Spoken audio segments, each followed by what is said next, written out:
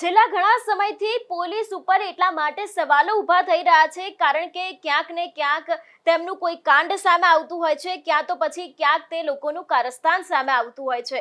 છેલ્લા ઘણા સમયથી અમારા લોકોના દ્વારા પોલીસ ઉપર અનેક એવા સવાલો ઊભા કરવામાં આવ્યા છે, પરંતુ આજે એક એવા કિસ્સા વિશેની વાત કરવાની છે જે કિસ્સો સાંભળીને કદાચ તમારો આત્મા છે એ પણ કંપી ઉઠશે। હું આવું એટલા માટે કહું છું કારણ કે સુરતમાંથી એક એવી ઘટના સામે આવી છે કે જેમાં સુરત પોલીસ દ્વારા લૂંટના આરોપીઓના પ્રાઇવેટ પાર્ટમાં મરચું નાખવામાં આવ્યું હતું। એ સમયે એ લોકોની વેદના કેવી રહી હશે એ કદાચ તમે નહીં સમજી શકો। આજે આ જ ઘટનાને લઈને વિસ્તારપૂર્વક વાત કરવી છે ને શા માટે થઈને લૂંટના આરોપી સાથે આવું વર્તન કરવામાં આવ્યું છે તે દરેક વાત કરીશું આજના વિડીયોમાં। નમસ્કાર, હું હંસિની અને તમે જોઈ રહ્યા છો નિર્ભય ન્યૂઝ।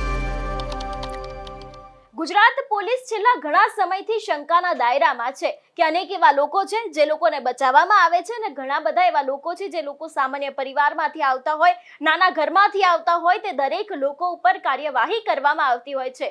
શા માટે થઈને લૂંટના આરોપી સાથે આવું વર્તન અને શા માટે થઈને દુષ્કર્મના આરોપીને છાવરવામાં આવે છે? સૌથી પહેલો સવાલ તો અહીંયા એક એ જ ઊભો થાય છે। સૌથી પહેલા તો સુરતની ઘટના વિશેની જો વાત કરવામાં આવે તો થોડા સમય અગાઉ સુરતમાં એક લૂંટફાટની ઘટના સામે આવી હતી।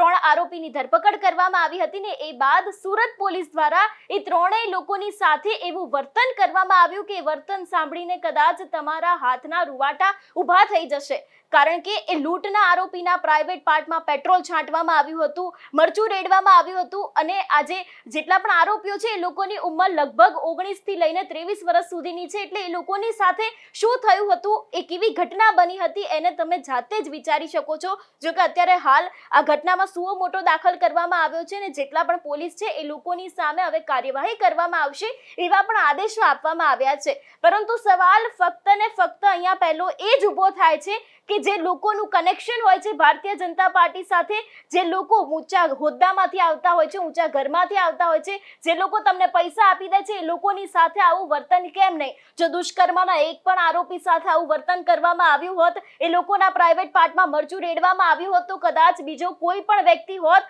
એ દુષ્કર્મ કરતા પહેલા 100 વખત વિચારત। જે તમે લૂંટના આરોપી સાથે કર્યું હતું એવું જ વર્તન જો કદાચ દુષ્કર્મના આરોપી સાથે કરવામાં આવ્યું હોત ને તો તમારી આ કામગીરીને સરાહનીય કામગીરી કહેવાત એવું પણ કહેવામાં આવે છે। અને જે તમને ભારતીય જનતા પાર્ટીના નેતાઓ દ્વારા જે તે કામ કરવામાં આવતું હોય છે એને લઈને બિરદાવવામાં આવે છે ને તો કદાચ આ જ વાતને કારણે જો દુષ્કર્મના આરોપી સાથે આવું કર્યું હોત ને તો ભારતીય જનતા પાર્ટીને સારી રીતના વોટ પણ મળત। અહીંયા સવાલ હર્ષ સંઘવી ઉપર પણ ઊભો થાય છે કારણ કે સુરત તેમનો જ વિસ્તાર છે અને તેમના જ વિસ્તારમાં લૂંટના આરોપીની સાથે આવું કરવામાં આવી રહ્યું છે। એટલે અનેક એવા સવાલો ઊભા થઈ રહ્યા છે કે શા માટે સુરત પોલીસ આવી રીતે દાદાગીરી કરી રહી છે। 3 જે આરોપી છે એ લોકોના પ્રાઇવેટ પાર્ટમાં પેટ્રોલ નાખવું અને 19 થી લઈને 23 વર્ષની ઉંમરના લોકો છે એ લોકોની સાથે કેવું વર્તન કરવામાં આવ્યું છે એ વિચારીને જ કદાચ આપણાની અંદર કંપન ઊભું થઈ જાય છે। એટલે સવાલો અનેક ઊભા થઈ રહ્યા છે કે જે લોકો નબીરા હોય છે એ લોકોના ઉપર કાર્યવાહી નથી કરવામાં આવતી, એ લોકોને ક્યાંય જાહેરમાં માર નથી મારવામાં આવતો, એ લોકોના વરઘોડા નથી નીકળતા, પરંતુ જો કોઈ સામાન્ય ઘરનું વ્યક્તિ હોય, નાના ઘરનું વ્યક્તિ હોય તો એ દરેક લોકો ઉપર આવી કાર્યવાહી કેમ? લૂંટના આરોપી હતા, એ લોકોએ લૂંટ કરી હતી, તમારા દ્વારા સજા આપવામાં આવી, પકડવામાં આવ્યા, ખૂબ જ સારી બાબત છે, પરંતુ આ રીતનું વર્તન કેમ? કારણ કે આ મામલો છેક હાઈકોર્ટ સુધી પહોંચ્યો છે અને હવે ત્યાં પણ આદેશ આપી દેવામાં આવ્યા છે કે જે તે પોલીસ અધિકારીઓ હોય એ લોકોને હવે કાર્યવાહી કરવામાં આવે।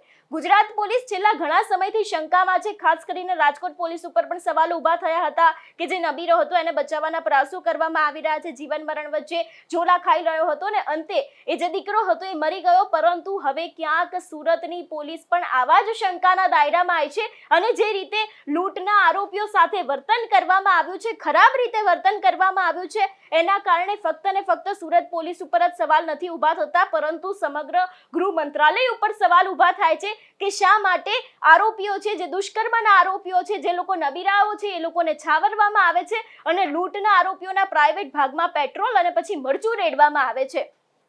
એટલે જે પ્રમાણે આ સુરતના પોલીસની દાદાગીરી સામે આવી છે એના ઉપરથી અનેક એવા તર્ક વિતર્ક સર્જાઈ રહ્યા છે કે જે પ્રમાણે કૌભાંડીઓ છે, બુટલેગરો છે, જે લોકો સારા હોદ્દા ધરાવે છે, જેટલા નબીરાઓ છે, એ લોકોના ઉપર કેમ આવી કાર્યવાહી નથી કરવામાં આવી? અનેક એવા નબીરાઓ છે જે લોકોના કારણે તો સામાન્ય લોકોના જીવ ગયા છે. કદાચ એના ઉપર આવી કામગીરી કરવામાં આવી હોત તો પોલીસની આ કામગીરીને બિરદાવવામાં આવત. અને ખાસ કરીને જે ગૃહ મંત્રાલય ઉપર અત્યાર સુધી સવાલો ઊભા થઈ રહ્યા છે, આની પાછળ ક્યાંક આવા પણ કારણો હોઈ શકે છે કે અનેક એવા લોકો છે, અનેક એવા નબીરાઓ છે, અનેક એવા બુટલેગરો છે જે લોકોનું કનેક્શન છે, એટલા માટે એ લોકોને છાવરવામાં આવે છે. પરંતુ જે આરોપીઓ છે, જે નાના ઘરથી આવતા હોય છે, ગરીબ અને સામાન્ય પરિવારના હોય છે, એ લોકોની સાથે આવું વર્તન કેમ? સમાનતાની વાતો કરતી હોય છે પોલીસ અને આપણા ભારતીય જનતા પાર્ટીના નેતાઓ, પરંતુ સમાનતા અહીંયા પણ દાખવવાની છે કે આરોપી હોય છે, એ પછી કોઈ ઉચ્ચ કક્ષાનો નબીરો હોય કે પછી કોઈ પણ ભારતીય જનતા પાર્ટીના નેતાઓ દ્વારા અથવા તો એમના કનેક્શનના લોકો દ્વારા દુષ્કર્મ કરવામાં આવ્યો હોય, એ આરોપી હોય. જો તમારે કામગીરી કરવી જ હોય અને જો તમારે આરોપીઓને પાઠ ભણાવવો હોય તો આમાં પણ સમાનતા દાખવવી ખૂબ જરૂરી છે. તમારું શું માનવું છે અહેવાલને લઈને? અમને કમેન્ટ કરીને ચોક્કસ જણાવજો. તેની સાથે જ મારી ચેનલ નિર્ભય ન્યૂઝને લાઇક, શેર અને સબસ્ક્રાઇબ કરવાનું ભૂલશો નહીં. નમસ્કાર.